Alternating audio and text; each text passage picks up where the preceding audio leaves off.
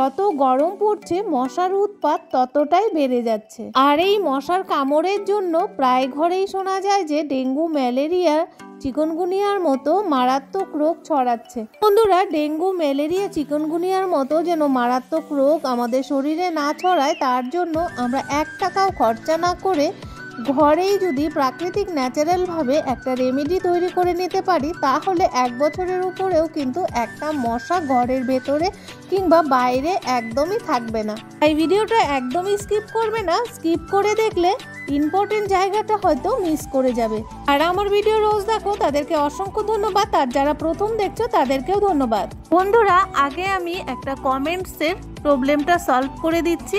আমার আগের ভিডিওতে সুইচ বোর্ডে কেন টিপ লাগিয়েছিলাম একজন বুঝতে পারেনি টিপের ব্যাপারটা কি, তার কমেন্টের প্রবলেমটাই আগে সলভ করে দিচ্ছি। প্রথমে জানাচ্ছি তাকে অসংখ্য ধন্যবাদ এভাবে পাশে থাকার জন্য।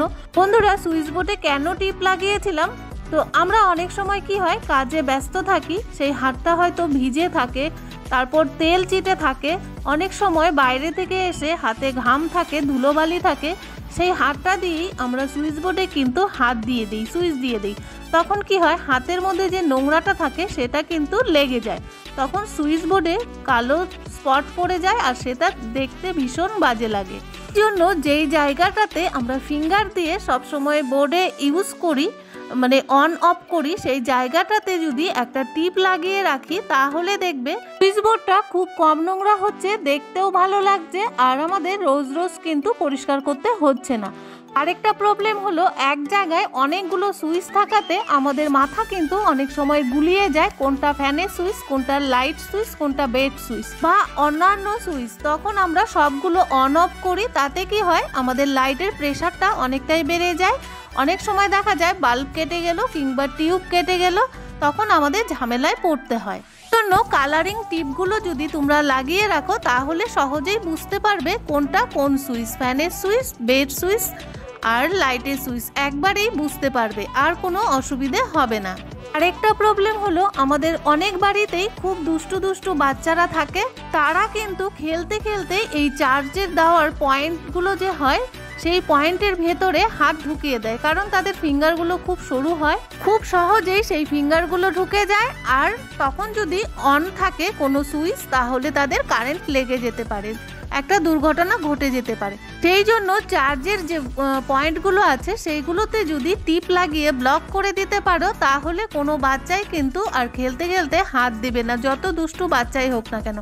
আমাদের যখন প্রয়োজন হবে কোনো কিছু চার্জে দেওয়ার তখন আমরা টিপগুলো খুললেই চার্জে দিতে পারবো। তো বন্ধুরা, এবার তোমাদের নিশ্চয়ই বুঝতে কোনো অসুবিধা হয়নি, আর যে কোনো ভিডিওতে যদি তোমাদের বুঝতে কোনো অসুবিধা হয় অবশ্যই কমেন্টস করে জানাবে, আমি যতটা সম্ভব প্রবলেমটা সলভ করার চেষ্টা করব।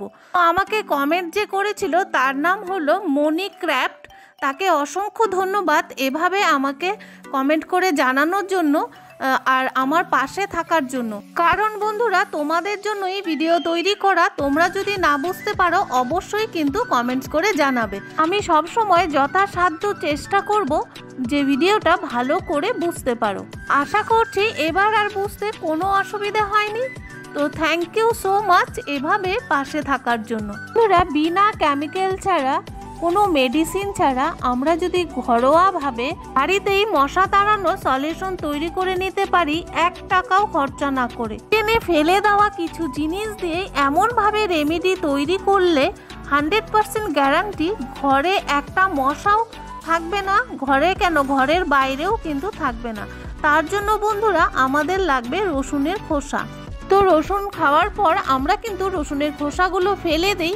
বাট যদি বন্ধুরা তোমরা এই মশা তাড়ানো সলিউশন তৈরি করে নিতে পারো অনেক দিন পর্যন্ত চলে যাবে, কোনো টাকা খরচা করে আর বাইরে থেকে কেমিক্যাল জাতীয় প্রোডাক্টগুলো কিনতে হবে না। বন্ধুরা, কিছু কিছু মশা আছে গায়ে কামড়ে দেওয়ার পর দেখবে চুলকোতে থাকে, চুলকোতে চুলকোতে সেই জায়গাটা লাল হয়ে যায়। তো বন্ধুরা, রসুনের খোসা নেওয়ার পর এবার নিয়ে নেবে পেঁয়াজের খোসা। একটা মিডিয়াম সাইজের পেঁয়াজ নিয়েছি, তার খোসাটাই এবার নেব।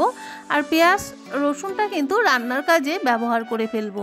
বন্ধুরা, রসুন আর পেঁয়াজের খোসাতে কিন্তু প্রচুর পরিমাণে সোডিয়াম থাকে। তো আমরা যদি ফেলে দেওয়া জিনিসের মধ্যে এতটা পরিমাণে সোডিয়াম পেয়ে যাই তাহলে এই জিনিসগুলো ফেলে না দেওয়াই ভালো, অনেক কাজে কিন্তু ব্যবহার করা যায়। বন্ধুরা পেঁয়াজ আর রসুনের খোসাটা নিয়ে নিলাম। একটা এমন পাত্র নেবে যেই পাত্রটা তোমরা রেগুলার ইউজ করো না।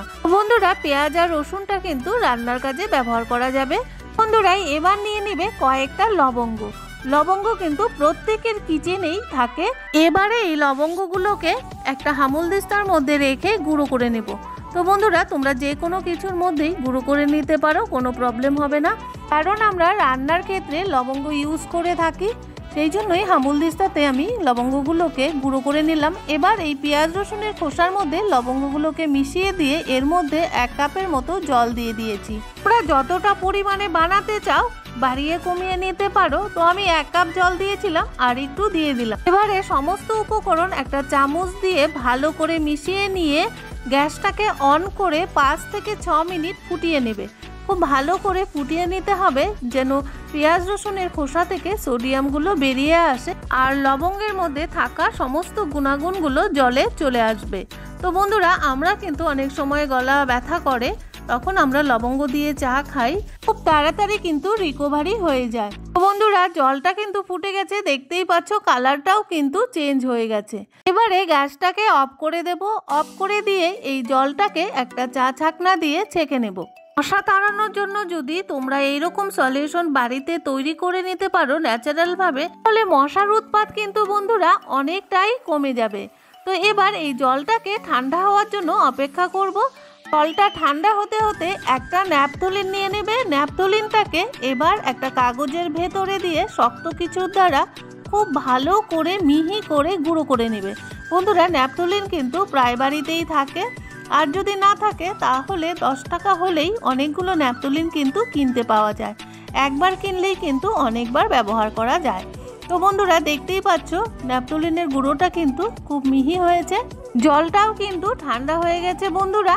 আর এই জলটাকে যেই পাত্রে ফুটিয়েছিলাম সেই পাত্রে ট্রান্সফার করে নিলাম। তো কিনাই এই পাত্রটাতেই আমি সব সময় মশা তাড়ানোর জন্য রেমেডিগুলো তৈরি। ন্যাপথলিনের একটা উগ্র গন্ধ থাকে, সেই জন্য সব পাত্রে ইউজ করা উচিত নয়। সেই জন্যই এমন একটা পাত্র নেবে যেই পাত্রটা তোমরা কিচেনে রেগুলার ইউজ করো না। বন্ধুরা ন্যাপথলিনের গুঁড়োটা জলের মধ্যে দেওয়ার পর এবার একটা চামচ দিয়ে ভালো করে মিশিয়ে নেবে। বন্ধুরা মশা তাড়ানোর জন্য প্রাকৃতিকভাবে যদি তোমরা ঘরের কয়েকটা ফেলে দেওয়া উপকরণ দিয়ে মশা তাড়ানোর রেমেডি তৈরি করে নিতে পারো, তাহলে দেখবে অনেকটাই খরচা বেঁচে গেছে। এবার একটা স্প্রে বোতল নিয়ে নেবে। স্প্রে বোতলের মধ্যে এই জলটাকে ট্রান্সফার করে নেবে। বন্ধুরা তোমরা কিন্তু ট্রাই করে দেখতেই পারো, 1 টাকাও তো খরচা হচ্ছে না, শুধু ফেলে দেওয়া জিনিস দিয়ে এই রেমেডিটা তৈরি করে নিলেই হবে। আর বন্ধুরা টাইমও কিন্তু বেশি লাগছে না, মাত্র 10 মিনিটের মধ্যেই ফেলে দেওয়া জিনিস দিয়ে এইরকম রেমেডি তৈরি করে নিতে পারলে অনেক দিন পর্যন্ত কিন্তু চলে যাবে। তোমরা অবশ্যই ট্রাই করে দেখতে পারো, 1 টাকাও খরচা হবে না আর একটা মশাও কিন্তু ঘরে বাইরে কোথাও থাকবে না, প্রত্যেকেই খুব ভালো থাকবে। আর বন্ধুরা বাইরে থেকে কেমিক্যাল জাতীয় প্রোডাক্টগুলো কিনলে কিন্তু আনহাইজেনিক হয়ে যায়, অনেক সময় শ্বাসকষ্টও হয়ে যায়। তো বন্ধুরা ঘরোয়া ভাবেই যদি তোমরা মশা তাড়ানোর রেমেডি তৈরি করে নিতে পারো অনেকটাই উপকৃত হবে। চলো দেখা যাক এই রেমেডি কিভাবে ইউজ করবে। তো বন্ধুরা আজকে মশা তাড়ানোর টিপসটি তোমাদের কাছে কেমন লাগলো তোমরা অবশ্যই কিন্তু একটা লাইক করে কমেন্টস করবে। তোমাদের একটা লাইক আমাদের নিত্য নতুন ভিডিও বানাতে অনেকটাই মোটিভেট করে। বন্ধুরা ঘরের আনাচে কানাচে যেখানে দেখবে খুব জিনিসপত্র রাখা থাকে সেখানে খুব পরিমাণে মশার উৎপাত হয়, ককরোচের উৎপাত হয়। আর এই রেমেডি দিয়ে কিন্তু ককরোচও একদম থাকবে না, কারণ এখানে ন্যাপথলিন দেওয়া আছে। তারপর দরজার কোনায় কোনায় সন্ধ্যের আগে যদি এরকমভাবে স্প্রে করে দিতে পারো, একটা মশাও কিন্তু থাকবে না। তারপর ধরো প্রত্যেকের ঘরেই একটা ডাস্টবিন থাকে, সেই ডাস্টবিনের ওখানে কিন্তু প্রচুর পরিমাণে মশার উৎপাত হয়। তো এইরকম জায়গাগুলোতে স্প্রে করে দেবে। আর যারা নতুন বন্ধু দেখছো তারা অবশ্যই সাবস্ক্রাইব করে বেল নোটিফিকেশনটি অল করে রাখবে, তাহলে আমার নিত্য নতুন ভিডিও ব্লগ বা রেসিপি বা কিচেন টিপস যখনই আপলোড দেব সবার আগে তোমাদের কাছে পৌঁছে যাবে। ভিডিওটা যদি ভালো লেগে থাকে তাহলে ফ্যামিলি আর বন্ধুদের সাথে শেয়ার করতে একদমই ভুলবে না। যারা আমার ভিডিও ফার্স্ট থেকে লাস্ট পর্যন্ত দেখলে তাদেরকে অসংখ্য অসংখ্য ধন্যবাদ। বন্ধুরা, এই একই রকম ভাবে আলমারির কোনায়, ফ্রিজের কোনায় যে সমস্ত ফার্নিচারগুলো আছে কোনায় কোনায় যদি স্প্রে করে দিতে পারো, একটা মশাও কিন্তু বন্ধুরা থাকবে না, 100% রেজাল্ট পাবে। একবার হলেও ট্রাই করে দেখতে পারো, একটা টাকাও খরচা না করে বাড়ির সমস্ত মশা তাড়িয়ে ফেলতে পারো।